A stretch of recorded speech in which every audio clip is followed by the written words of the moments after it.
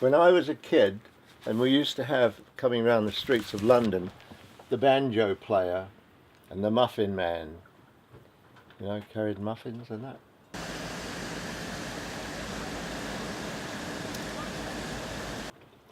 And my mother used to give us a penny or a halfpenny, and we were in the upstairs windows, and when they came down the street, she used to give us a coin to throw out to the muffin man or the banjo player or whoever the street was going around the streets, you know.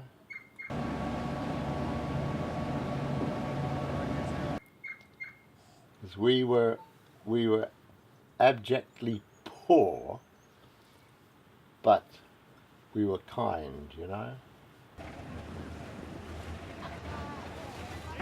I mean, we had newspaper on the table instead of a tablecloth.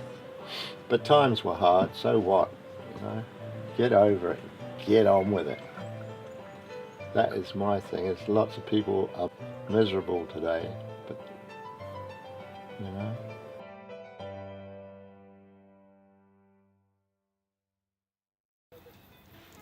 In case my birthday comes up with anybody, it's the 23rd of July, 1935.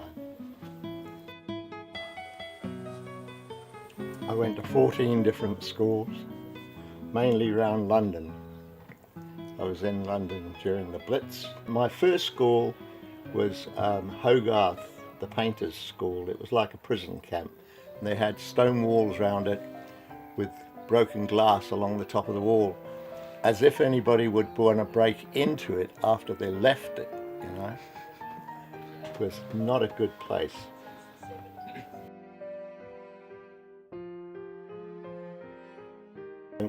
And in the morning we had to wait, when we woke, to go to breakfast. I was always first in the queue for a while, and then the matron would come down the stairs and she'd say, "Peter Green, go and make your bunk." And I thought, "Well, I made my bunk." She said, "Well, go and make it again." I wondered how she knew, because we used to have to strip our bunks, turn the mattress, and I used to just whip down.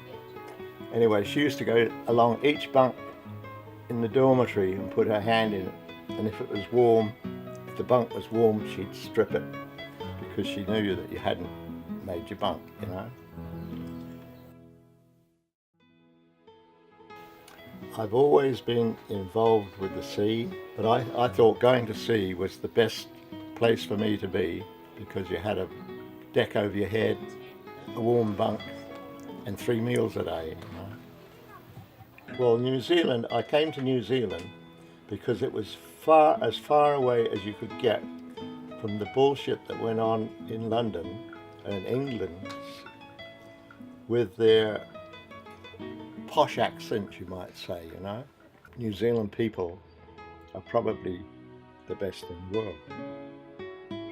So stick that in your pipe and smoke it.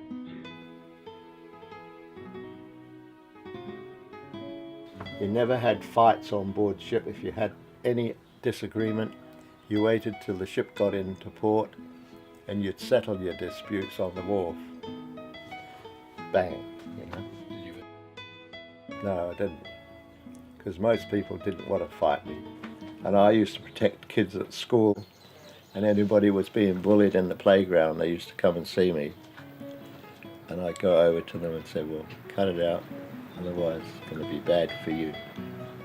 So I used to stop bullying them, you know. Yep. Behind the door there's my collection. You know, everybody has collections. Well, that's mine behind the door.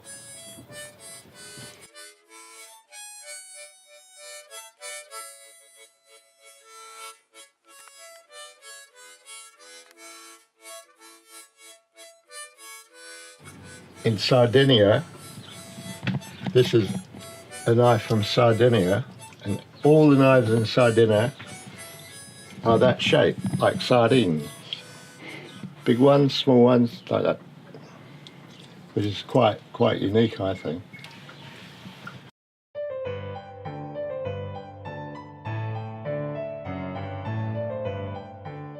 That's a spearhead, an arrowhead, and a bit of pottery I found in Mexico in the desert. There's half a adze that I found on Motahi Island over there, and that's the tooth of a sea lion. It's a bayonet. I found it in the sea.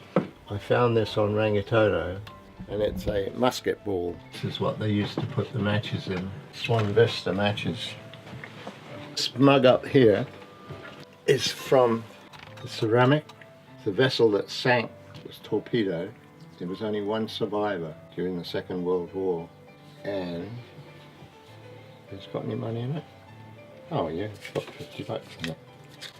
That's handy. I'll put it back in there. That's emergency. That's emergency stuff. Yeah. That's what I used to dive a lot for. Old bottles, you know, that's about 100 years old. That my diving days are over. This bottle here, well, that's very old. I got that in Haiti, the mask. The Haitians, you know, they're very, very poor, and they burn all the trees down and turn it into charcoal to sell to the rich people in Miami to use on their barbecues. You know, so yeah. A knife, I think everybody should have a knife. I've got one here. This is what I carry every day. It goes in my pocket. It's security for somebody else. You know? If somebody is trapped in a car and can't get out, the seat belt, you know. It's got 1,000 uses to open a bottle, open a can, cut a stick, whatever, you know.